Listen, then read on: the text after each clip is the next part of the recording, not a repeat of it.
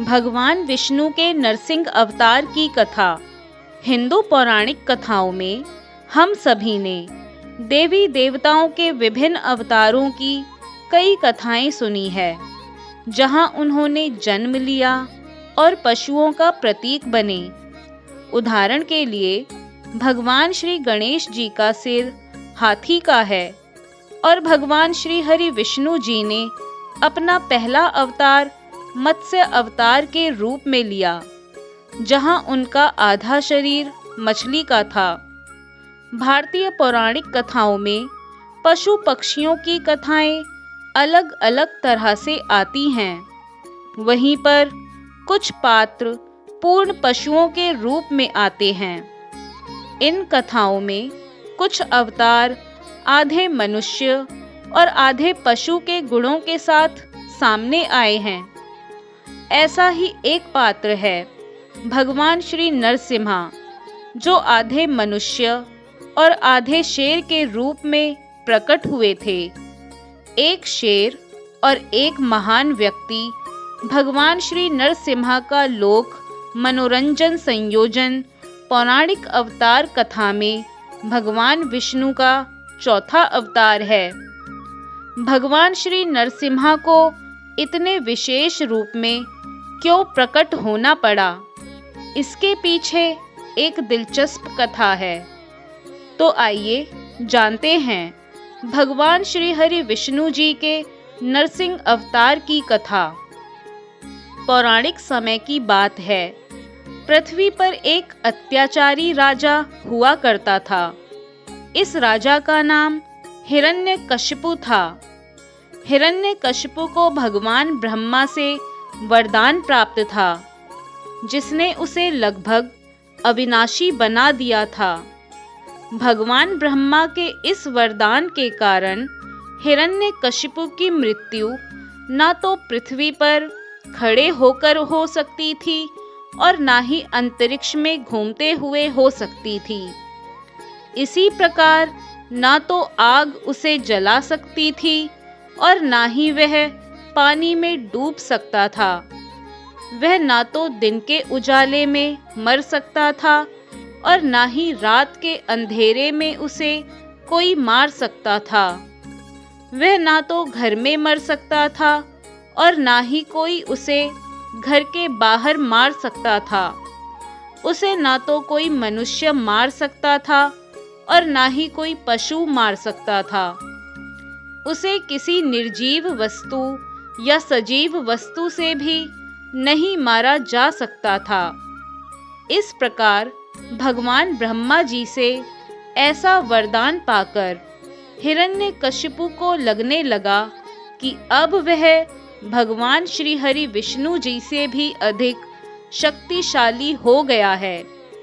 और फिर उसने अपनी प्रजा से कहा कि अब वह उनका भगवान है, इसलिए सभी प्रजा को उसकी भगवान की तरह पूजा करनी चाहिए। हिरण्यकशिपु को मिले वरदान से लोगों के पास डरकर उसकी बात मानने के अलावा कोई विकल्प ही नहीं था।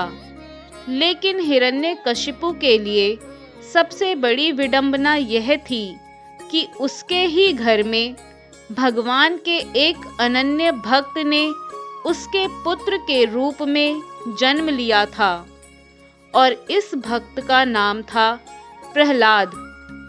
जब हिरण्यकशिपु को पता चला कि उसका पुत्र भगवान श्री हरि विष्णु जी का बहुत बड़ा भक्त है, तो उसने प्रहलाद की भक्ति से छुटकारा पाने के लिए उस पर कई अत्याचार किए।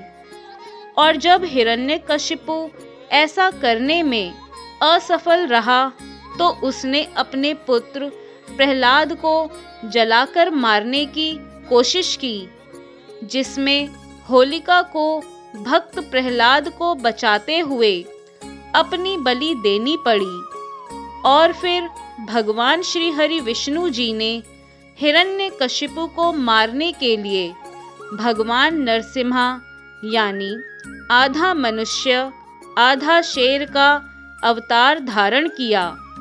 उन्होंने इस अत्याचारी राजा को मारने के लिए गोधूलि का समय चुना, जब ना तो दिन होता है और ना ही पूरी तरह से रात होती है।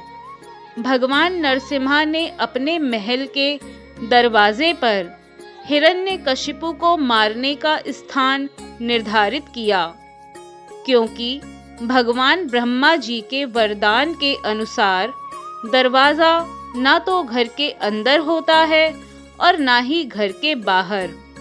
भगवान नरसिम्हा ने उसे मारने के लिए हथियार के रूप में अपने नाखूनों का इस्तेमाल किया, जो ना तो निर्जीव था और ना ही सजीव। जहाँ तक धरती और आकाश की बात है, तो हिरण्यकशिपु को मारने के लिए भगवान नरसिंह ने उसे अपनी गोद में बैठा लिया था, जिसके कारण वह ना तो धरती पर मरा और ना ही अंतरिक्ष में। भगवान नरसिंह के इस आधे मनुष्य और आधे पशु अवतार ने भगवान ब्रह्मा जी के वरदान को निष्प्रभावी करके सभी प्रजा के लोगों को हिरण्यकशिपु के अत्याचारों से मुक्त कराया। इस प्रकार भगवान श्री हरि विष्णु जी के नरसिंह अवतार की कथा जानकर यह कहा जा सकता है कि जगत में एक पशु का भी कितना महत्व है।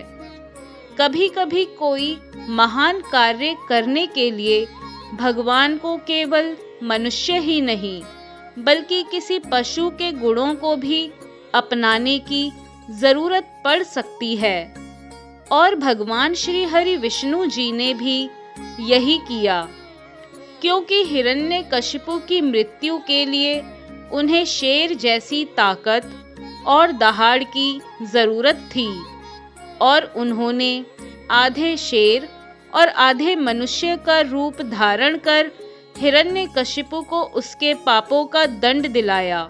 आशा करती हूँ भगवान नरसिंह अवतार की यह कथा आपको पसंद आई होगी। वीडियो पसंद आई तो वीडियो को लाइक शेयर कमेंट करना ना भूलें, और अगर आप हमारे YouTube चैनल पर पहली बार आए हैं तो हमारे चैनल को सब्सक्राइब करके बेल आइकन को भी प्रेस कर दें। धन्यवाद।